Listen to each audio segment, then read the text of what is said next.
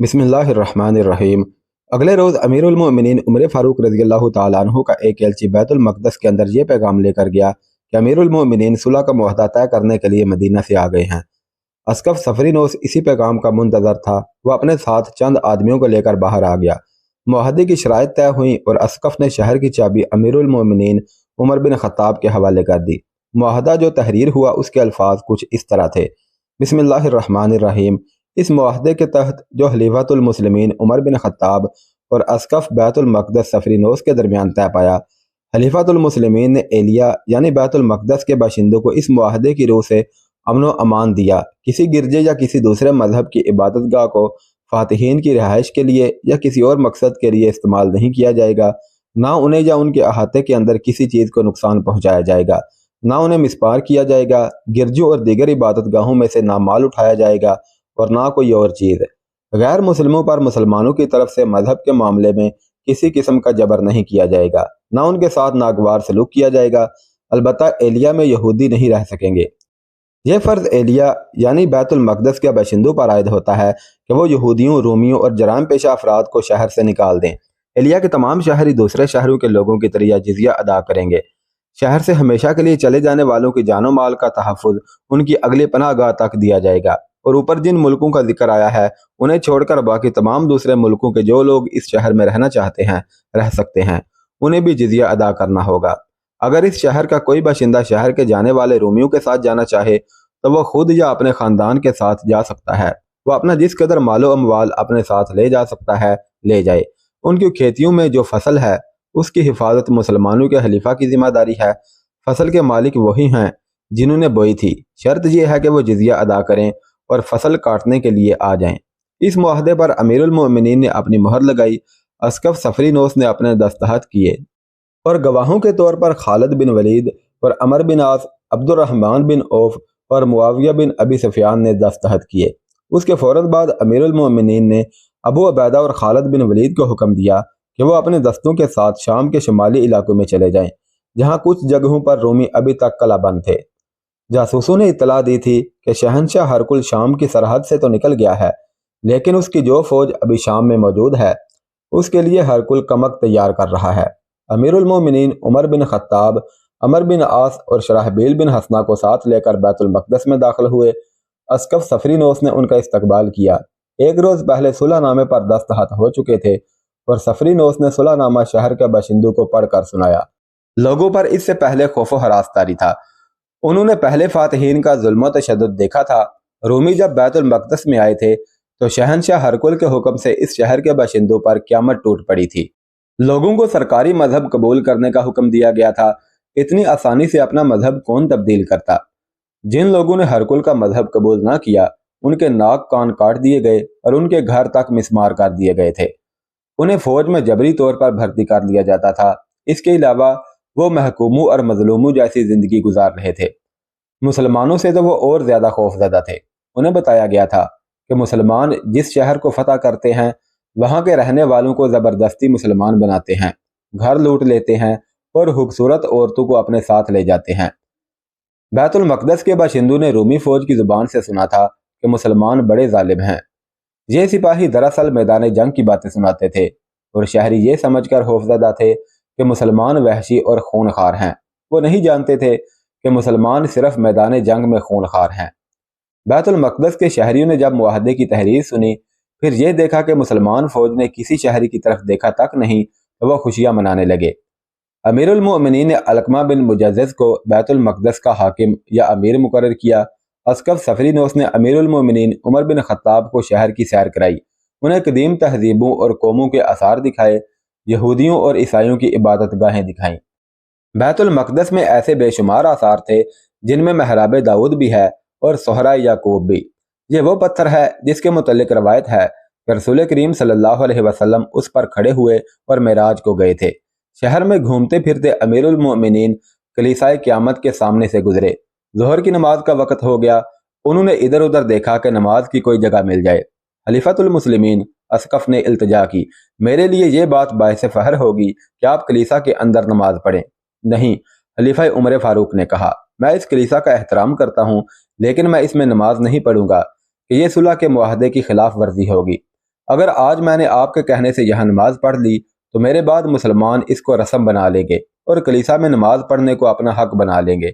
کلیسا قیامت وہ جگہ ہے جہاں حضرت عیسیٰ علیہ السلام کو مصلوب کیا گیا تھا، جہاں پر یہ کلیسا تعمیر کیا گیا تھا۔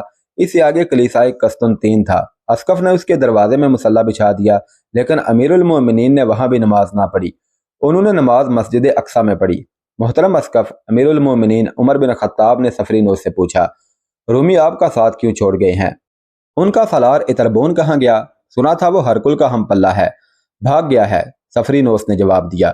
کوئی شک نہیں کہ وہ ہرکل کا ہم پلہ تھا، اس نے آپ کو شکست دینے کے بڑے اچھے منصوبے بنائے تھے۔ اس نے کیساریہ کے سالار کو آپ کی فوج سے مقابلے کے لیے تیار کیا تھا، لیکن آپ کے سالاروں کی چال نے اتربون کے منصوبے تباہ کر دیے۔ اس سے پہلے وہ آپ کی فوج کے مقابلے میں نہیں آیا تھا۔ وہ دیکھ رہا تھا کہ اس کی فوج میں لڑنے کا جذبہ ختم ہو گیا تھا۔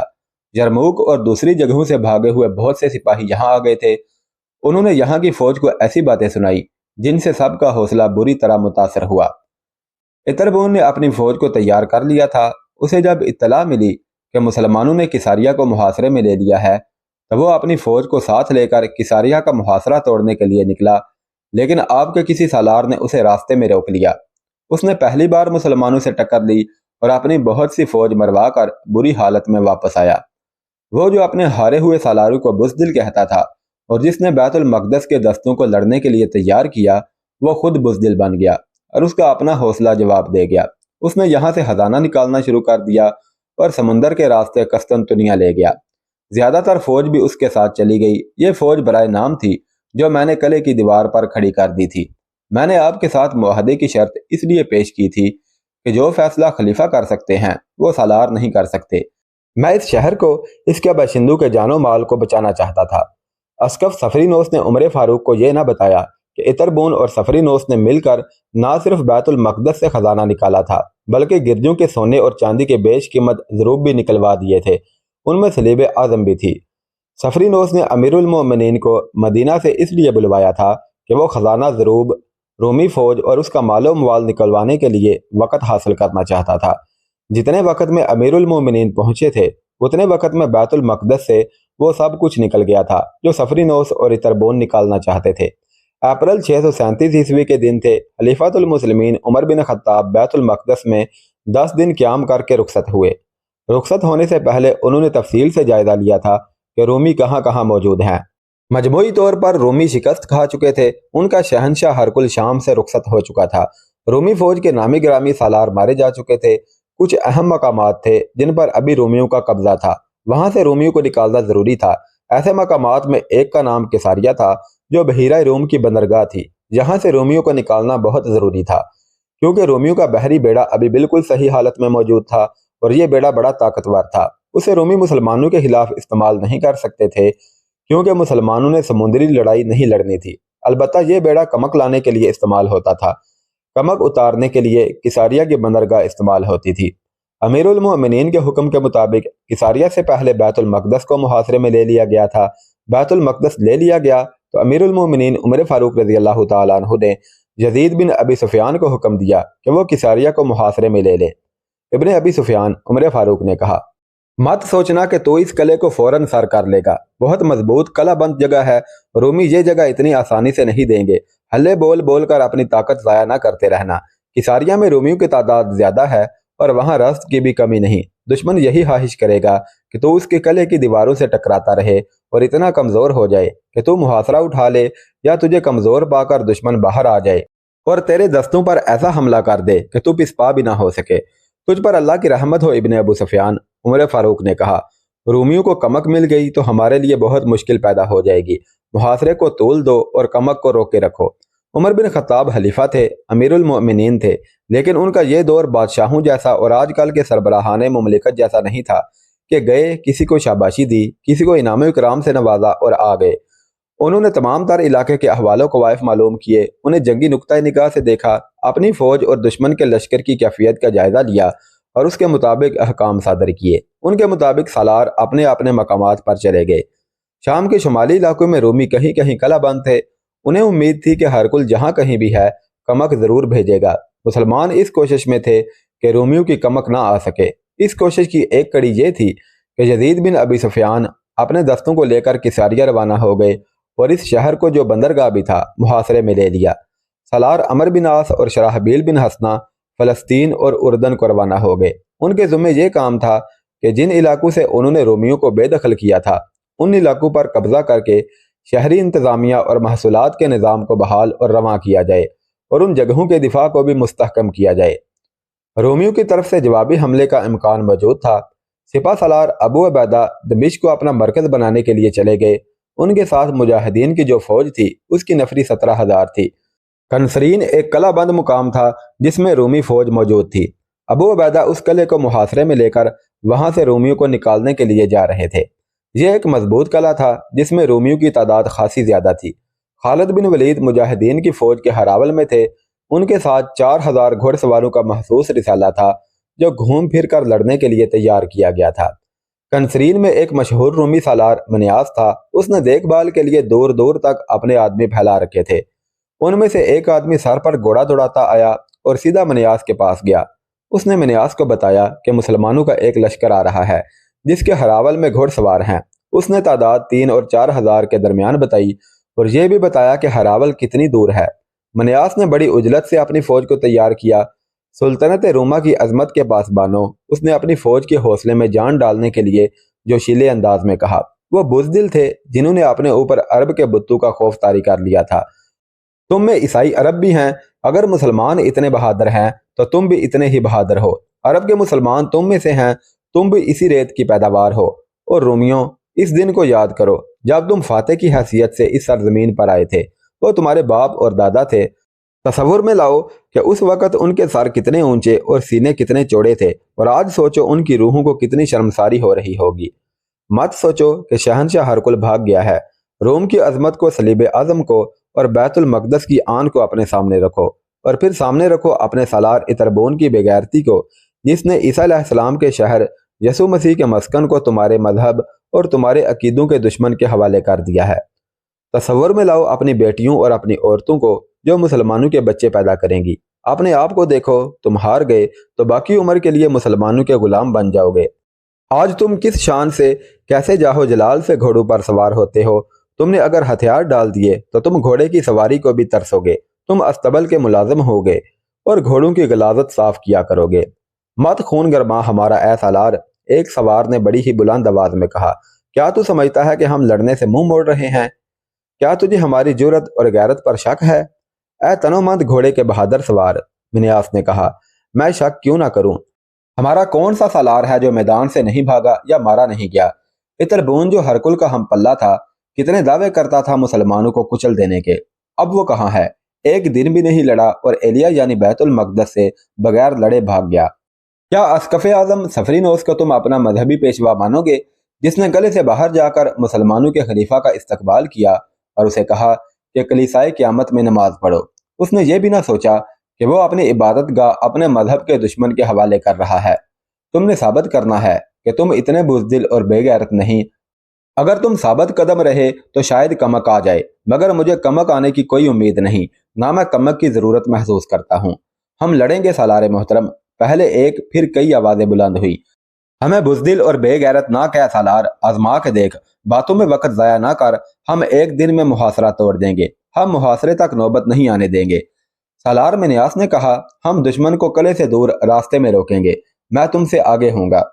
مورخوں نے لکھا ہے کہ رومی سالار منیاس جرت مند سالار تھا جس کی جارحانہ قیادت مشہور تھی، اور اس کی دوسری شہرت یہ تھی کہ اپنی فوج میں ملن نثار اور ہر دل عزیز تھا۔ وہ سپاہیوں سے محبت اور شفقت سے پیش آتا تھا اور سپاہی اس سے محبت کرتے تھے۔ اسے اتنی جوشیلی اور جذباتی تقریر کرنے کی ضرورت ہی نہیں تھی۔ مورخوں نے یہ بھی لکھا ہے کہ اس کا سامنا مسلمانوں سے نہیں ہوا تھا۔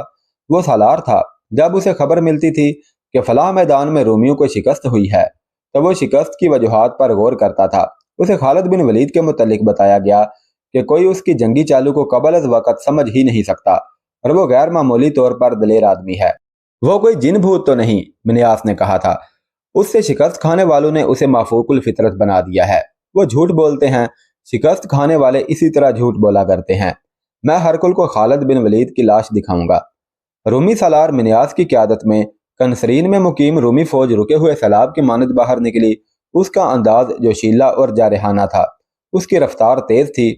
ادھر خالد بن ولید کے 4000 سوار فاتحانہ شان سے چلے آ رہے تھے۔ وہ عام کوچ کی ترتیب میں تھے۔ انہوں نے کنسرین کے قریب جا کر رکنا اور باقی فوج کا انتظار کرنا تھا۔ کنسرین سے چند میل دور حاضر ایک مقام تھا جو راستے میں آتا تھا۔ خالد بن ولید کا دستہ جب حاضر کے قریب پہنچا تو دیکھ بھال کے لیے آگے گئے ہوئے مجاہدین میں سے ایک واپس آیا اور خالد بن ولید کو اطلاع دی کہ رومیوں کا ایک کثیر تعداد لشکر آ رہا ہے۔ خدا کی قسم، خالد بن ولید نے للکار کر کہا، میں امین الامت کا انتظار نہیں کروں گا۔ باقی لشکر امین الامت ابو عبیدہ کے ساتھ پیچھے آ رہا تھا۔ خالد بن ولید کو انتظار کرنا چاہیے تھا کیونکہ رومی لشکر کی تعداد زیادہ بتائی گئی تھی، لیکن خالد بن ولید کی سرکش طبیعت انتظار پر آمادہ نہ ہوئی۔ انہوں نے اپنے دستے کو نہایت سرعت سے جنگی ترتیب میں کر لیا۔ اس سوار دستے کو پلک جھپکتے ایک ترتیب سے دوسری ترتیب میں ہو جانے کی ٹریننگ دی گئی تھی۔ دونوں فوجیں حاضر کے مقام پر آمنے سامنے آئیں۔ رومی سالار منیاس کو توقع تھی کہ مسلمان جنگ سے پہلے کے رسم و رواج کا مظاہرہ کریں گے، مثلا ان کا سالار ذاتی مقابلے کے لیے رومی سالار کو للکارے گا۔ ایسے چند ایک مقابلے ہوں گے، پھر دستوں کو ترتیب میں کیا جائے گا۔ لیکن مسلمان سوار رکے بغیر ایسی ترتیب میں ہو گئے جسے منیاس سمجھ ہی نہیں سکا۔ اتنے میں اس پر حملہ ہو چکا تھا۔ منیاس اپنی فوج کا حوصلہ بڑھانے کے لیے آگے تھا۔ اس کے گرد محافظوں کا حصار تھا جو خاصا مضبوط تھا۔ چند ایک مسلمان سوار اس حصار پر حملہ آور ہوئے۔ محافظوں نے بڑا ہی سخت مقابلہ کیا۔ رومیوں کی تعداد زیادہ تھی، اس کے علاوہ انہیں اپنے سالار منیاس کے ساتھ دلی محبت تھی، اس لیے وہ جم کر لڑے اور بڑی اچھی ترتیب میں تابڑ دوڑ حملے کرتے رہے۔ لیکن ان کا ہر حملہ یوں بیکار جاتا جیسے ہوا میں گھونسا مارا ہو۔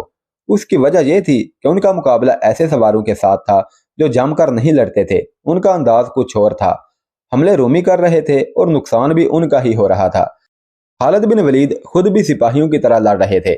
انہیں اپنے سواروں کو چالیں بتانے کی ضرورت پیش نہیں آتی تھی۔ ایسی ضرورت منیاس کو تھی۔ وہ دیکھ رہا تھا کہ اس کی فوج کی ترتیب بکھر رہی ہے۔ اس نے کسی ایسے مقام پر پہنچنے کی کوشش کی جہاں سے وہ اپنی فوج کو دیکھ کر کوئی چال چل سکتا، مگر مسلمان سواروں نے اس کے محافظوں کا حصار توڑ کر اسے قتل کر دیا۔ میدان جنگ میں یوں ہوتا تھا کہ سالار مارا جاتا اور پرچم گر پڑتا تو فوج میں بد دلی پھیل جاتی اور پسپائی شروع ہو جاتی۔ اسی لیے سپاہ سالار کی موت پر پردہ ڈال دیا جاتا تھا۔ لیکن منیاس مارا گیا تو محافظوں نے اعلان کر دیا کہ سالار منیاس مارا گیا ہے۔ مسلمان خوش ہوئے کہ رومیوں میں بھگدڑ مچ جائے گی، لیکن رومی غضبناک ہو گئے۔ انہوں نے انتقام انتقام، منیاس کے خون کا انتقام لو کے نعرے لگانے شروع کر دیے اور ان کے حملوں میں شدت پیدا ہو گئی۔ وہ قہر بن گئے۔ ایک بار تو انہوں نے مسلمان سواروں کے پاؤں اکھاڑ دیے، لیکن یہ غضبناک انداز ان کے اپنے لیے نقصان دہ ثابت ہوا۔ انہیں صحیح طور پر طریقے سے لڑانے والا مارا گیا تھا۔ اب وہ غصے میں آئے ہوئے ہجوم کی صورت اختیار کر گئے تھے۔ خالد بن ولید رضی اللہ تعالیٰ عنہ نے رومیوں کو اس کیفیت میں دیکھا تو اپنے سواروں کو نئی ہدایات دیں۔ اس کے بعد رومیوں کا جیسے قتل عام شروع ہو گیا ہو۔ اس کے باوجود وہ پسپا نہیں ہو رہے تھے۔ اس کا نتیجہ یہ ہوا کہ کوئی ایک بھی رومی میدان سے نہ بھاگا اور کوئی ایک بھی رومی زندہ نہ رہا۔ زیادہ تر مورخ متفقہ طور پر کہتے ہیں کہ منیاس کی فوج کا ایک بھی سپاہی زندہ نہیں رہا تھا اور بھاگا بھی کوئی نہیں تھا۔ مسلمانوں کا جانی نقصان بہت ہی کم تھا۔ معرکہ ختم ہوا تو حاضر کے لوگ جو سب کے سب عیسائی تھے باہر نکل آئے اور خالد بن ولید سے ملے۔ آپ کے خلاف جو لڑے ہیں وہ اپنے انجام کو پہنچ گئے ہیں۔ ایک عیسائی بزرگ نے شہریوں کی نمائندگی کرتے ہوئے کہا، ہم بھی عیسائی ہیں، لیکن ہم آپ سے لڑنے کا ارادہ نہ پہلے رکھتے تھے نہ اب ایسا کچھ ارادہ ہے۔ ہم آپ کی اطاعت قبول کرتے ہیں۔ جس نے ہم سے لڑے بغیر اطاعت قبول کر لی وہ ہماری پناہ میں آ گیا۔ خالد بن ولید نے کہا، نہ تم پر جزیہ واجب ہے، نہ ہم تمہیں اسلام قبول کر لینے کو کہتے ہیں۔ تمہاری عبادت گاہیں محفوظ رہیں گی۔